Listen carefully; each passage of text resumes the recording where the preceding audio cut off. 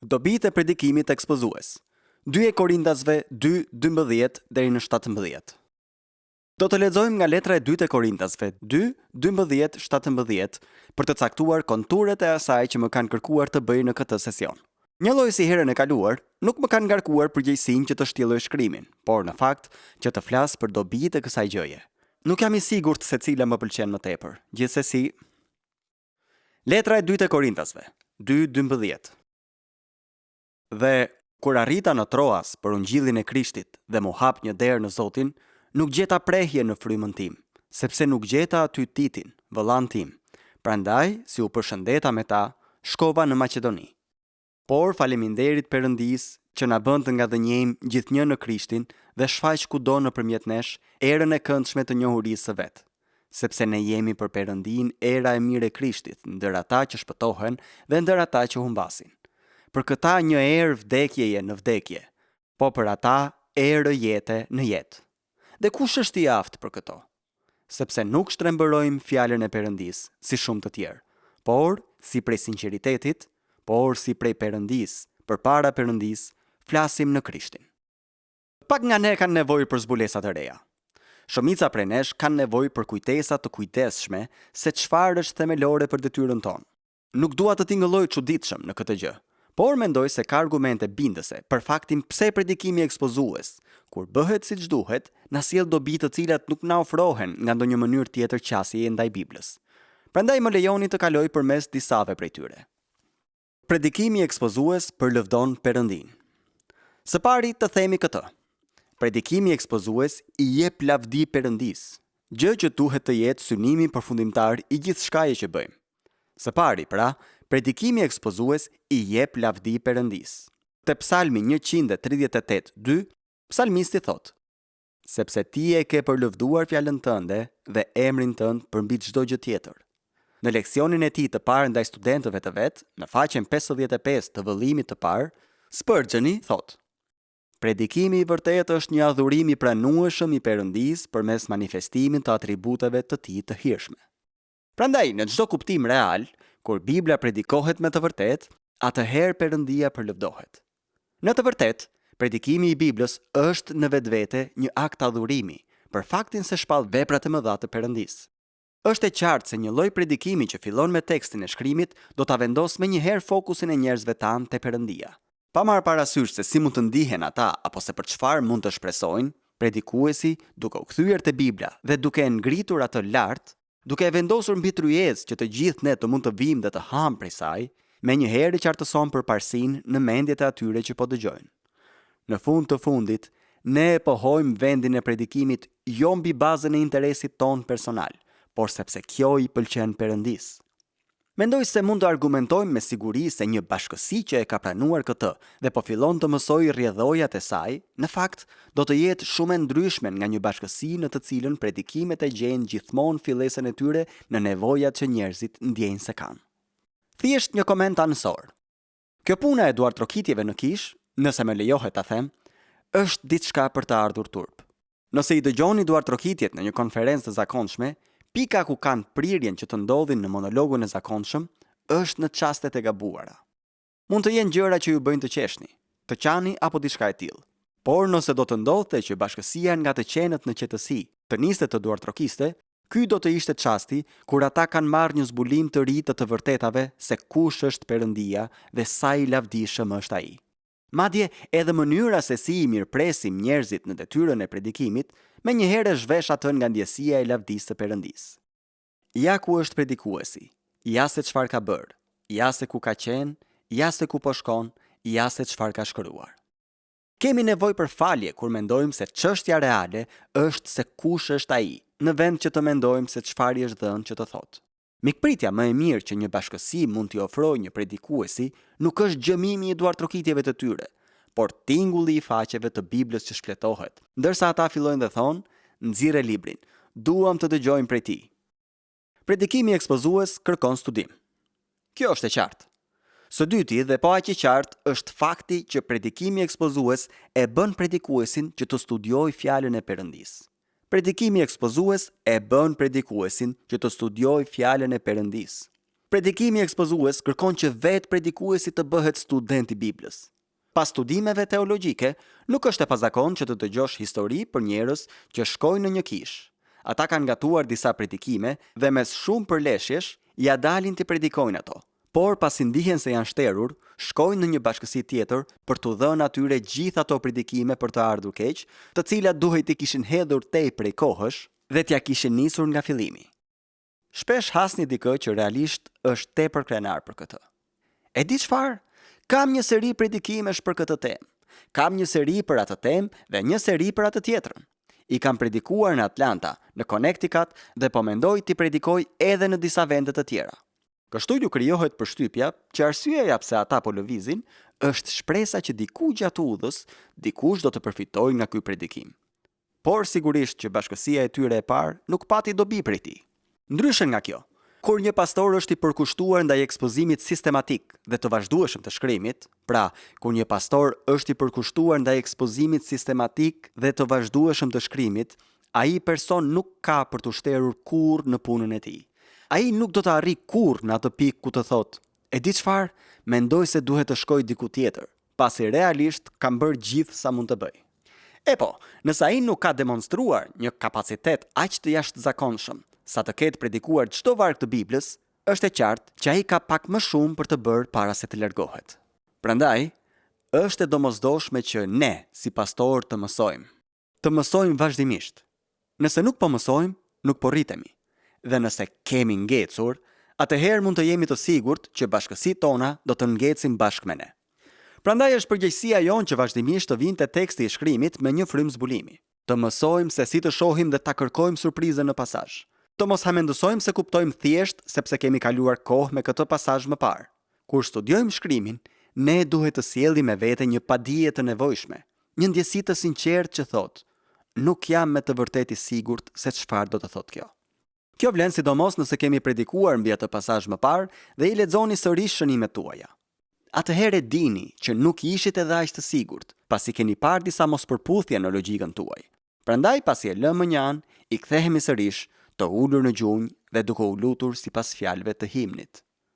Mëso o Zot të jap mësim, gjërat e çmuara që ti më jep. Jepu krah fjalëve të mia që të arrijnë thellësitë e fshehta të shumë zemrave.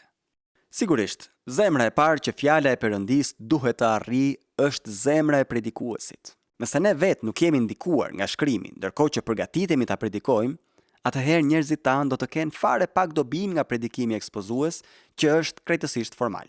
Është e domosdoshme që ne ta trajtojmë tekstin biblik dhe që teksti të na flas neve, që ne vetë të jemi nën barrën e tekstit, edhe pse mund të jemi duke u zbërthyer dhe duke bërë më të mirën që mundemi, për të ofruar analizën e hollësishme që na u sigurua në mënyrë aq të dobishme në sesionin e kaluar. E gjitha kjo është jetike dhe e rëndësishme. Mirë po, në fund të fundit, ne duhet i qasemi kësaj pune në gjunjë.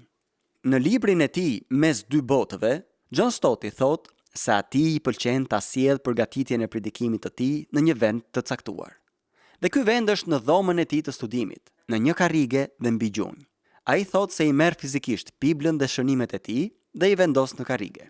Pastaj gjunjëzohet në dysheme, ndërkohë që e lexon materialin për herë të fundit, duke u lutur që Perëndia të bëjë që qëndrimi i trupit të tij të jetë qëndrimi i zemrës së tij, në mënyrë që, më së pari, teksti të deportojë brenda tij dhe që nga i qëndrim pastaj të mund të shkojë përpara. John Owen foli për këtë domosdoshmëri. Ju mund të lexoni për këtë në vëllimin e tij të 16 në The Works of John Owen, botuar nga Banner of Truth 1968. Citati është në faqen 76. Ai thotë: "Një burr ua predikon mirë mesazhin e tij të tjerëve, vetëm nëse së pari ja ka predikuar atë vetes. Nëse ai nuk ushqehet nga ushqimi që ka përgatitur, nuk do të ketë zotësi për ta bërë atë që t'u hap oreksin të tjerëve. Nëse fjala nuk banon në ne me fuqi, nuk do të përcillet prej nesh me fuqi." Predikimi ekspozues mundëson nxënien. Së treti, predikimi ekspozues bën të mundur që bashkësia ta mësojë Biblën në mënyrën më të qartë dhe më të natyrshme. Predikimi ekspozues bën të mundur që bashkësia ta mësojë Biblën në mënyrën më të qartë dhe më të natyrshme. Nuk do të prisnit që një profesor universiteti t'ju mësonte nga një libër mbi anatominë e njeriut, duke zgjedhur pjesë rastësore fjalish dhe duke i përdorur ato në leksionet e tij. Përkundrazi, do të prisnim dhe me të drejtë që ai do ta kalonte sipas radhës çdo pjesë të materialit, për të siguruar që studentët e tij ta kuptojnë se si përputhen pjesët me njëra tjetrën. Me qëra fjala, unë mendoj se ky është një nga vendet ku inxhinierit të zakonshëm i ikën mendja nga shumë prej predikimeve tona. Ai është mësuar të mendoj qartë gjatë një procesi që i përcjell informacion. Ai ulet, dëgjon dhe thot: "E di çfarë? Nuk mendoj se ky tipi e ka idenë se për çfarë po flet. Ai duket sikur po kërcen andej këndej dhe gjithandej." Pasioni ose ngazëllimi që mund të jemi duke kërkuar të sjellim si kompensim për këtë, do të jetë i pamjaftueshëm, të paktën për ata që mendojnë si duhet. Nuk po i përmend inxhinierët për ndonjë arsye të veçantë, përveç faktit që ata prirën të mendojnë në mënyrë shumë logjike. Kështu duhet të mendojnë. Ja pse në inxhinierinë civile ata mund të ndërtojnë ura që nuk shemben. Të paktën shumica prej tyre nuk shemben. Ata presin që edhe ne të jemi në gjendje të ndërtojmë ura që nuk shemben. Prandaj, nëse do ta bëjmë këtë në ekspozimin e shkrimit, do t'i ndihmojmë të gjitha anëtarët e bashkësisë sonë që ta ndjekin fillin e mendimit. Ka shumë njerëz që janë të zotë të mbajnë fjalime të shkëlqyera, të japin ilustrime tepërprekëse, të shqiptojnë nxitje shumë motivuese dhe të gjitha t'i bazojnë mbi materiale nga shkrimi i shenjtë. Por kur bëhet fjalë për të qenë ekspozues të shkrimeve, duket sheshit që ata janë të paefektshëm. Diçka të tillë e përmenda herën e kaluar. Në shënimet e mia kisha një foto të R.W. Dalit, i cili, kur po u jepte leksione mbi predikimin studentëve dhe fakultetit në Universitetin Yale. Ky ishte Dale në Yale. Mund ta imagjinoni, nëse djemtë e marketingut do të kishin qenë mjaft të zgjuar në shekullin e 19, se si do të kishin bërë postera që thoshin: "Ejani dhe dëgjoni Dale në Yale." Gjithsesi, ai ishte atje në vitin 1876. Dhe në 9 leksionet që mbajti mbi predikimin, të cilat u botuan nga Hodder and Stoughton, në fakt, në vitin 1877, në faqen 127, Daly kishte për të thënë këto fjalë: "Gjithmonë mendoj për hilet e atyre zotërinjve të zgjuar që e argëtojnë publikun me numra shpejtësie, duke fërkuar një monedh ari në duart e tyre derisa ajo të bëhet një kanarin. Kur nxjerrin nga mëngët e xhaketave të tyre 5 apo 6 globe qelçi gjysmë të mbushura me ujë dhe në secilin prej tyre ka 4 apo 5 peshq të artë që notojnë. Sa për vete, më pëlqen të dëgjoj një predikues të mirë dhe nuk kam asnjë kundërshtim ndaj argëtimit me numrat e shpejtësisë nga një prestidigitator i Zotit, por preferoj që predikimin dhe numrat e shpejtësisë t'i mbaj të ndarë. Numrat e shpejtësisë të dielën në mëngjes, numrat e shpejtësisë në kish, numrat e shpejtësisë me tekstet e shkrimit nuk shkojnë fare me shijen time. Tani, një nga gjërat që do të na ruaj nga këto lloj numra shpejtësie është përkushtimi ndaj ekspozimit të shkrimit. Që vetë njerëzit tanë ta dinë. Dëgjoj, ti i lexove këto vargje, duhet të flasësh për këto vargje. Ne duhet të bëjmë disa hapa përpara në kuptimin e tyre. Një predikim i tillë do ta ndihmojë bashkësinë. Spurgeon i thotë diçka të ngjashme në lidhje me anatominë njerëzore. Në fakt, ndërsa shoh shënimet e mia, nuk kam dyshim se nga e huazova mendimin që ju thash më parë. Spurgeon i thotë: "Besoj se ky koment qëndron që nëse ndiqni një leksion mbi astronominë ose gjeologjinë, shumë shpejt do të kapni një pikpamje mjaft të qartë për sistemin. Por edhe nëse i dëgjoni predikimet e zakonshme të predikuesve, jo vetëm për 12 muaj, por për 12 vjet, nuk do të arrini të krijoni ndonjë ide për sistemin e tyre teologjik." Ju mund të merrni një grup prej 20 predikuesish dhe t'u kërkoni që të studiojnë Biblën nga fillimi deri në fund, dhe prapse prap ata nuk do të arrijnë në një përfundim. Prandaj, me predikimin ton, ne ose i ndihmojmë ose i pengojmë njerëzit tanë në detyrën e interpretimit të Biblës. Sikur se ju thash edhe dje në mëngjes, nëse thjesht u tregojmë atyre rezultatet e studimit ton pa i përfshirë sadopak në proces, ata mund të bekohen, por do të mbeten të pamësuar. Nuk po sugjeroj që rrobaqepësi duhet i nxjerrë të gjitha copat e mbetura, fijet, bobinat, gjilpërat, gërshërët dhe çdo gjë tjetër kur klienti bën provën e fundit të kostumit. Nuk po flasim për këtë. E kemi fjalën për dikë që nuk e ka studiuar Biblën gjatë javës dhe vendos ta studiojë atë kur bashkësia është e pranishme në mëngjes. Prandaj gjithçka është jashtëzakonisht e freskët. E kuptoni vetë se për çfarë kam fjalën. Juve ju krijohet përshtypja që ai sapo e zbuloi atë, dhe fakti është që ai sapo e bëri. Nuk po flasim për këtë. Po flasim për të qenët në gjendje që të vinte teksti në një frymë varësie dhe plot për ulësi, dhe t'u themi njerëzve tanë për aq sa është me vend. E dini çfarë? Kur erdha te ky tekst të dielën e kaluar, po mendoja kështu. Mirë, po kur e lexova dhe mora parasysh A, B dhe C, mu duk se e vetmja mënyrë për ta kuptuar këtë ishte në dritën e kësaj. Duke e bërë këtë, po i ndihmoj njerëzit tanë të bëhen vetë student të Biblës, të paktën pjesërisht, që ata pastaj të mësojnë jo vetëm si të hanë, por edhe si të gatuajnë, në mënyrë që të jenë në gjendje ta studiojnë Biblën edhe kur të jenë vetëm. Prandaj predikimi ekspozues e ndihmon bashkësinë. Predikimi ekspozues merret me të gjithë Biblën. Predikimi ekspozues kërkon që të trajtohet e gjithë Bibla. Mendoj se më shumë se çdo gjë tjetër, predikimi ekspozues nuk e lejon predikuesin që të shmanget pasazheve të vështira ose që të merret vetëm me tekstet e tij të preferuara. Përmenda diçka në lidhje me këtë ide herën e kaluar, se si predikues të ndryshëm dallohen për theksimet e tyre. Dikush përqendrohet në jetën më të lartë, ose dikush në jetën e ringjallur të Krishtit, dikush në spekulimet eskatologjike, dikush në këtë gjë dhe dikush në atë gjë. Ajo që ndodh është që pas një periudhe kohore, bashkësitë fillojnë dhe presin të dëgjojnë vetëm atë për të cilën njihet predikuesi i tyre. Ai kthehet gjithmonë tek e njëjta temë. Një nga mënyrat për të shpëtuar kësaj është të sigurohemi që ai po e trajton të gjithë Biblën. Në Angli për një farë kohe, po flas për Anglinë dhe jo për Skocinë. Këtë gjë nuk do ta gjenit në Skoci. Mirë, po në Angli, më falni. Keni dëgjuar për atë skocezin që po udhëtonte në Angli dhe po jepte një leksion? Dikush e pyeti nëse do të largohej ndonjëherë nga Skocia, duke qenë se fliste kaq shumë për lavdinë e saj. Ai tha: "E po, unë linda skocez, jetoj si skocez dhe do të vdes si skocez." Pastaj u dëgjua një zë me theks anglez nga fundi i sallës që tha: "E di çfarë? Disa njerëz nuk kanë fare ambicie." Po, megjithatë jam i sigurt që kjo ndodhi gjithandej. Ju ftonit në konferencë dikë që do të përpiqej të intrigonte dëgjuesit, duke shpallur se atë mbrëmje do të predikonte për një fjalë të vetme. Sidlow Baxter e kishte zakon ta bënte këtë. Teksti mbi të cilin do të predikoj sonte është vetëm një fjalë, thoshte ai. Shumë të dashur. Ai vinte nga Lancashire. Nëse do ta dëgjonit në Santa Barbara, do ta kuptonit. Sonte do të flas për fjalën nëse. E keni idenë për gjëra si këto, apo jo? Kur isha fëmijë mendoja, kjo është e mahnitshme. E para do të jetë predikimi i shkurtër. E dyta do të jetë shumë i qartë. Sigurisht që nuk ishte as njëra dhe as tjetra, sepse nuk ishte të bënte fare me fjalën nëse. E vetmja nëse ishte nëse ai duhet ta kishte përmendur që në fillim. E kam të vërtetuar se ajo që do t'ju tregoj tani ndodhi vërtet. Një anglez në Shtetet Jugore, para se ndikimi i gjuhës së rrugës të arrinte qendrën e perandorisë britanike, duke ardhur nga matana Atlantikut, mbërriti në një vend në Amerikë dhe shpalli se kishte në plan të fliste për një fjalë të vetme. Ai u tregoi tekstin dhe tha: "Sonte teksti im është 2 i mbretërve 5-1. Naamani, komandanti i ushtrisë së mbretit të Sirisë, ishte një njeri i madh, por ky njeri i madh dhe trim ishte lebros." Ai vazhdoi dhe tha: "Sonte do t'ju flas për një fjalë të vetme, fjalën por." Më pas ai shtoi: "Më lejoni t'ju jap skicën e predikimit tim.